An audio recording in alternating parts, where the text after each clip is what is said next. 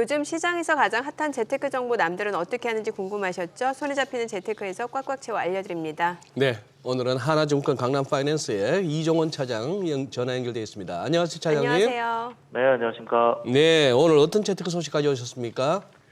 네, 미국 연준이 12월 FOMC에서 내년 금리 인하 가능성을 시사하자 이 미국 장기채 ETF 수익률이 상승하고 있습니다. 시장은 금리 하락 시 더 높은 수익률을 기대할 수 있는 이 장기채에 투자자들의 관심이 증가하고 있는데요. 오늘은 장기채 상품에 대해서 짚어드리도록 하겠습니다.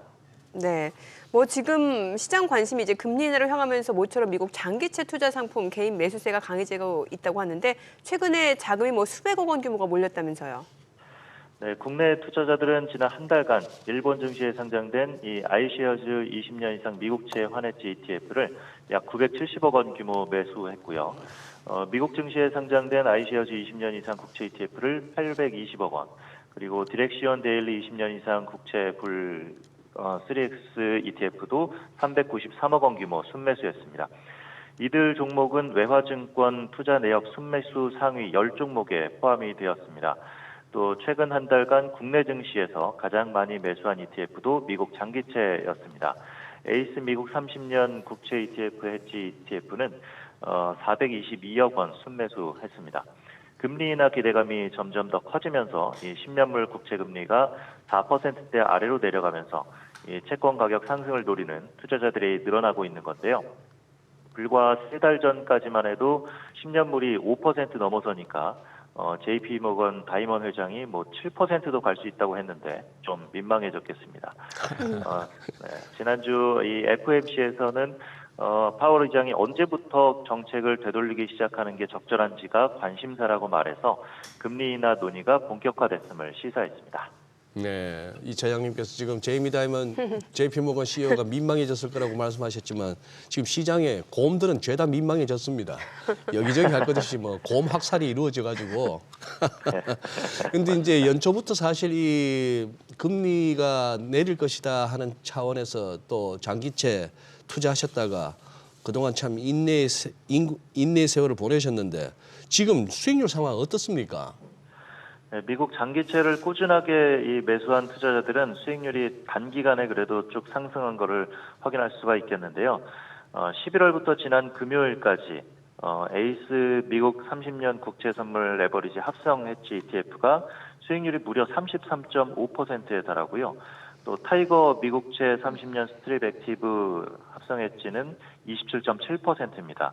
또 코덱스 미국채 울트라 30년 선물 해지가 16.7%를 기록을 했습니다. 단기채보다 장기채 변동성이 크기 때문에 상승세가 더 탄력적으로 나온 것으로 볼 수가 있겠고요. 최근 엔화로 바꿔서 미국채 ETF 투자하는 그 엔캐리랩 기억하시죠? 엔화로 먹고 미국채로 먹는 네. 이 상품은 단 2주 만에 7% 넘게 올랐습니다.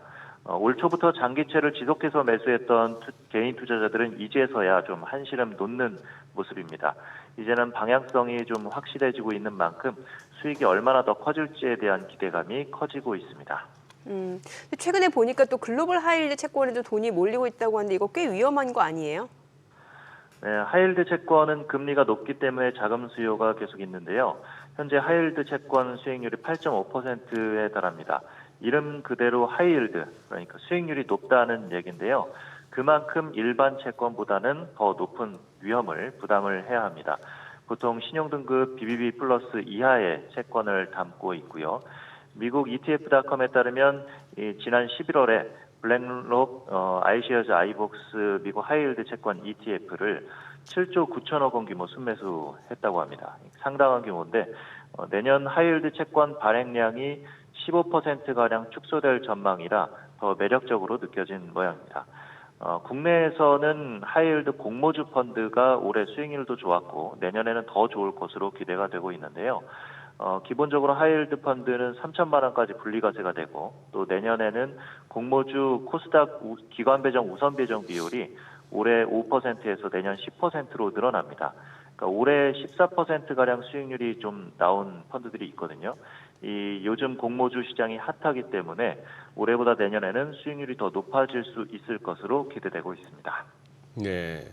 아니 이게 아니라 미국채 10년물 막 5% 근방에서 막 치솟고 주식 좀 흔들흔들할 때 그 무렵 들어가셨던 채권 투자자분들 같으면 아주 최근 한 2-5달 사이에 높은 수익률일 것 같은데 이미 또 급격하게 빠지기도 하고 해서 자, 요 무렵에 또 조금 고민스럽긴 합니다. 우리 차장님 한번 채권 투자 고민하시는 분들한테 한번 전략을 쳐주신다면요.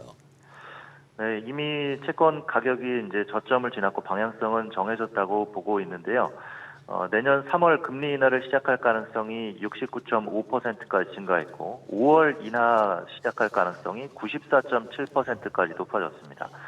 미국 투자은행들은 내년 10년물이 2% 중후반대까지도 내려갈 수 있다고 전망을 하고 있는데요.